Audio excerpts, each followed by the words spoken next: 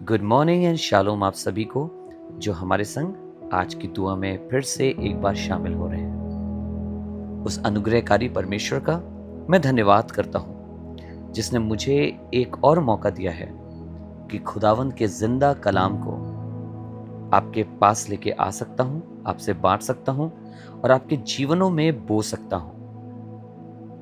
और मैं पूरी उम्मीद करता हूँ कि जब ये वचन मैं आपके अंदर बो रहा हूँ तो हमारा खुदावंद जो अपनी वर्षा को बरसाता है वो अपनी आत्मा की वर्षा के द्वारा इस बीज को फलवंत करेगा और खुदावंद का ये कलाम मेरे और आपके जीवन में आशीषमय होगा। आज का वचन जो आपके संग बांटने जा रहा हूं वो नीति वचन की किताब उसका 24 बाब उसकी 30 और 31 आयत एक साथ आपके सामने पढ़ूंगा ताकि हम इसको समझ पाए। The word that I am going to share with you today is from the book of Proverbs chapter 24 verse 30 and 31। मैं आलसी के खेत के पास से और निर्बुद्धि मनुष्य की दाख की बारी के पास होकर जाता था तो क्या देखा कि वहां सब कहीं कटीले पेड़ भर गए हैं और वह बिच्छू पेड़ों से ढप गई है और उसके पत्थर का बाड़ा गिर गया है। I went by the field of the slothful and by the vineyard of the man void of understanding, and lo, it was all grown over with thorns, and nettles had covered the face thereof, and the stone wall thereof was broken down. खुदावंद का कलाम एक व्यक्ति के विषय में बता रहा है जो निर्बुद्धि और आलसी के खेत से होकर गुजरा। कुछ बातें ये मुझे और आपको बताना चाहता है और कह रहा है कि जब वो उसके खेत से होकर गुजरा और उसकी दाख की बारी में से होकर गुजरा तो उसने देखा कि उनके खेतों में, उनकी दाख की बारियों में हर जगह कटीले पेड़ और बिच्छू पेड़ों ने उन्हें घेर रखा है और साथ ही साथ पत्थर की जो दीवार या बाड़ा जो था वो भी गिरा हुआ है। किन दो मनुष्यों के विषय में बात कर रहा है? आलसी और निर्बुद्धि। ये दो बहुत खतरनाक चीजें हैं हमारी जिंदगी में। कई बार हम सोचते हैं केवल मात्र निर्बुद्धि होना ही नुकसान हमें दिलाता है। जी नहीं, जब आप निर्बुद्धि होते हैं, जब मैं निर्बुद्धि होता हूं या जब कोई निर्बुद्धि होता है तो वो बुद्धिमानी के साथ अपने खेत की, अपनी दाख की बारी की रखवाली नहीं करता। ऐसे ही आलसी मनुष्य भी होता है जो इतना प्रयत्न भी नहीं करता, कोशिश भी नहीं करता कि उठकर जाकर अपने खेत की या अपनी दाख की बारी की हिफाजत कर सके, उसमें कार्य कर सके, कटीले पेड़ों को उसमें से हटा सके,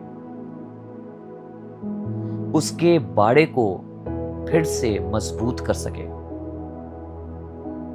ये आयतें हमें दो ऐसे एटीट्यूड्स के विषय में बताती हैं, दो ऐसी जिंदगियों के विषय में बताती हैं जिनसे मुझे और आपको सावधान रहना है। एक आलसपन और एक निर्बुद्धि होना।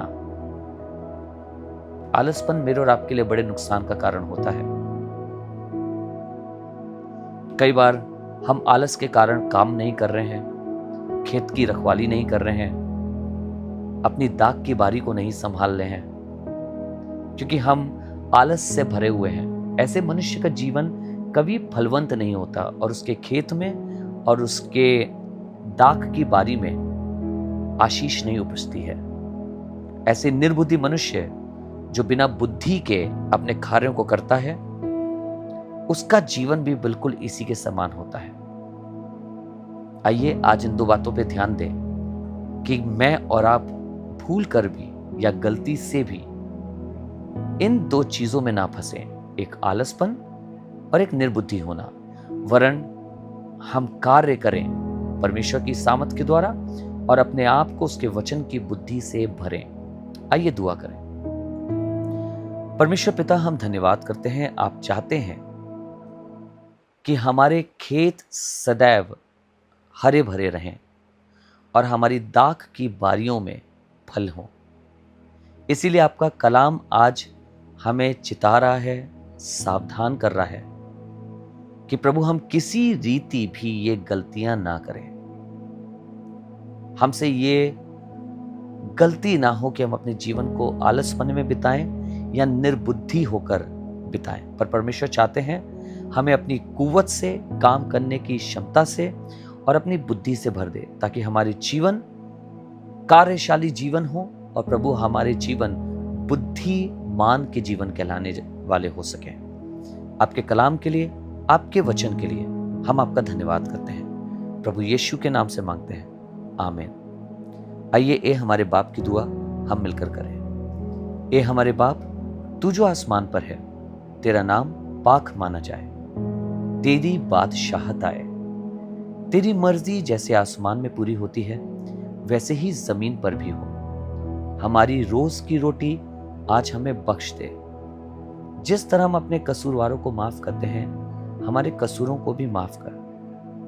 हमें आजमाइश में ना डाल, परंतु बुराई से बचा, क्योंकि बादशाहत, कुदरत और जलाल हमेशा तेरा है। आमीन। God bless you. परमेश्वर आप सबको आशीष दे।